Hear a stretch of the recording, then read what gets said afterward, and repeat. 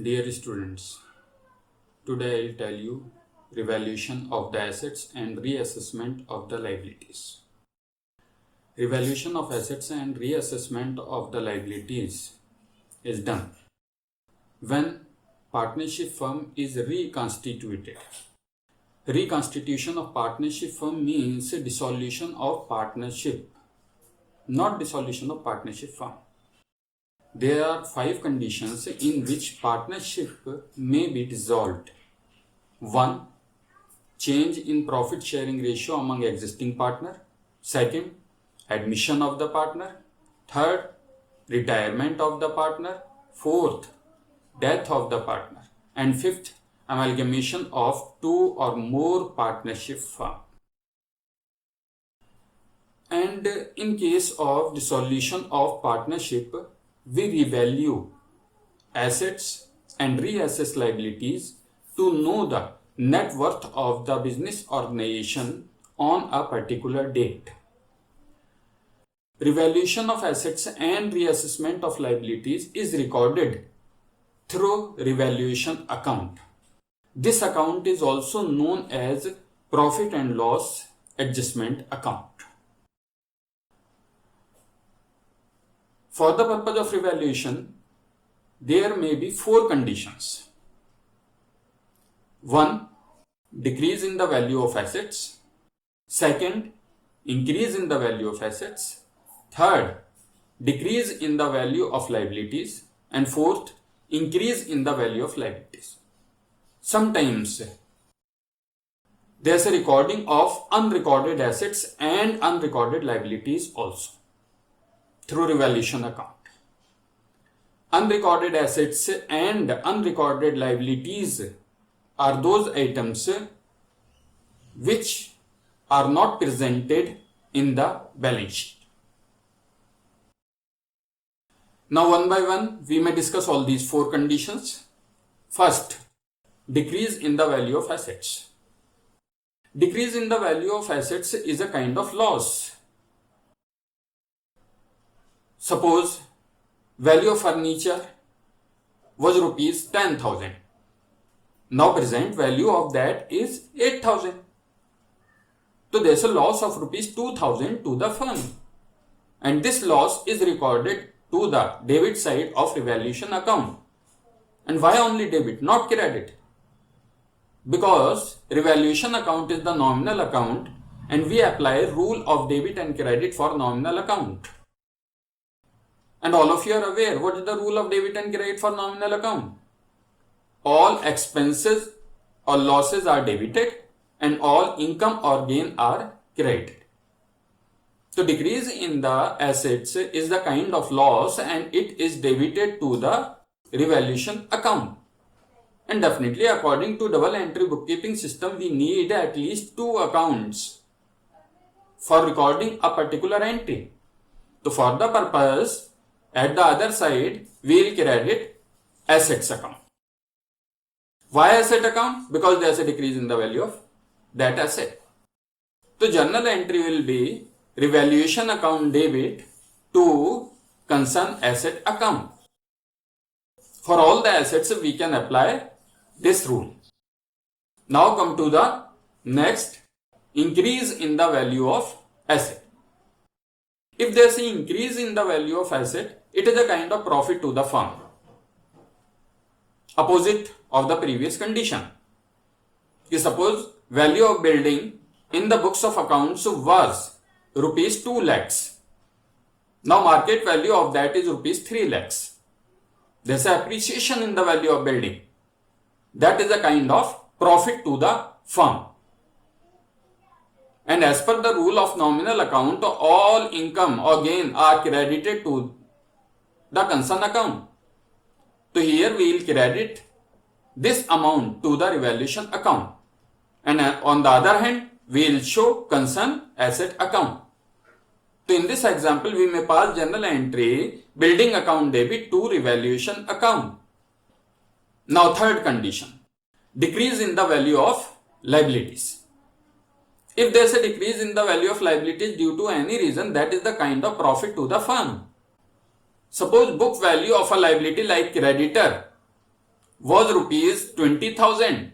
Now one of the creditor not likely to claim the amount of rupees 2,000. Now we are supposed to pay rupees 18,000 instead of 20,000. It is a kind of profit to the firm. So this profit will be credited to revaluation account.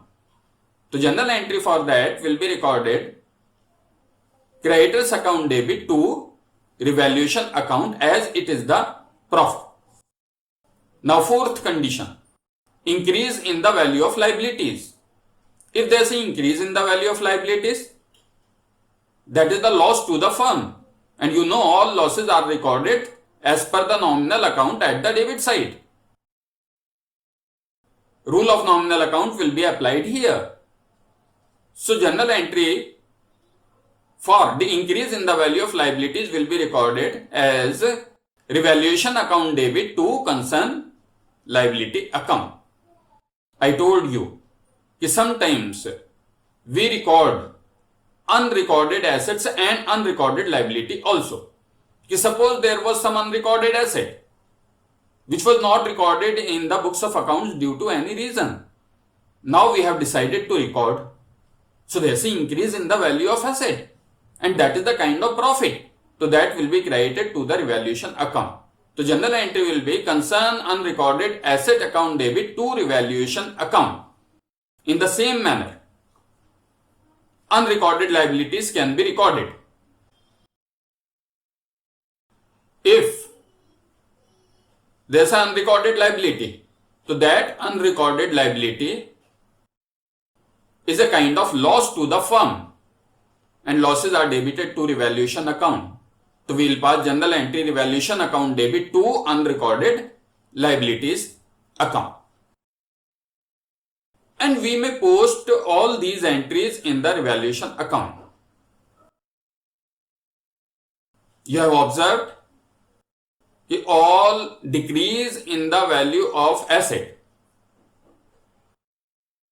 and increase in the value of liabilities are debited to revaluation account. So we will post that at the debit side of revaluation account. An increase in the value of asset and decrease in the value of liabilities has been credited. So we will show that at the credit side. After showing these items in the revaluation account, we will take balancing figure, and that balancing figure is known as profit or loss on revaluation. And that profit or loss on revaluation will be transferred to the partner's capital account or current account in profit sharing ratio. And which profit sharing ratio? Old profit sharing ratio. And what is the journal entry for recording profit on revaluation? As you know, if credit side excess over debit side, it is the profit. So balancing figure will be shown at the debit side. So we will show revaluation account at the debit side and we will credit partner's capital account. So journal entry will be revaluation account debit to partner's capital account individually. And if there is a loss to the firm on account of revaluation, then our journal entry will be partner's capital account debit to revaluation account. And instead of partner's capital account, we will use partner's current account if firm is maintaining fixed capital account. Now we may take some examples. For example, A and B are partners. They are sharing profit equally. And they have decided to dissolve the partnership, means reconstitute the partnership due to any reason. Some transactions are provided to you. Here first transaction is value of machinery to be reduced by rupees 5,000. So decrease in the value of machinery. So we will show that at the debit side of revaluation account.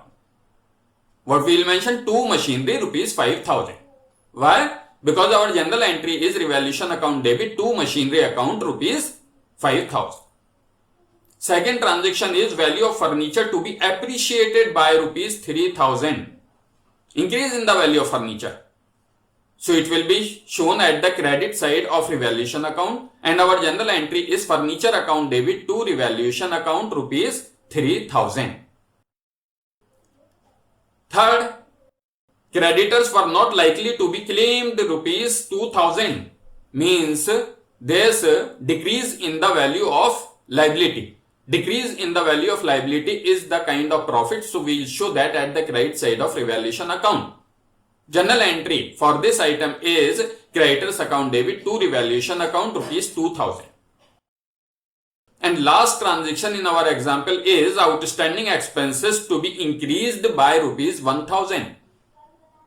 Outstanding expense is a liability and increase in the liability is a kind of loss. So this loss will be shown at the debit side of revaluation account. To outstanding expenses rupees 1000. As our journal entry for this item is revaluation account debit to outstanding expenses account. Now our revaluation account will be presented like this. To machinery at the debit side rupees 5000, to outstanding expenses 1000 at the debit side, at the credit side buy furniture rupees 3000 and buy creditors rupees 2000. Now we will take out balancing figure. Balancing figure is rupees 1000.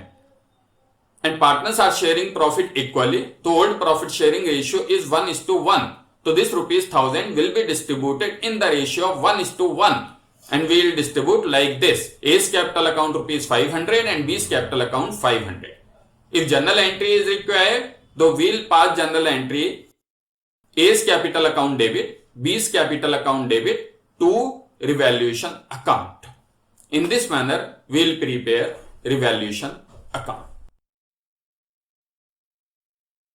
Hope concept of revaluation of assets and reassessment of liability is clear to you. Thank you for watching.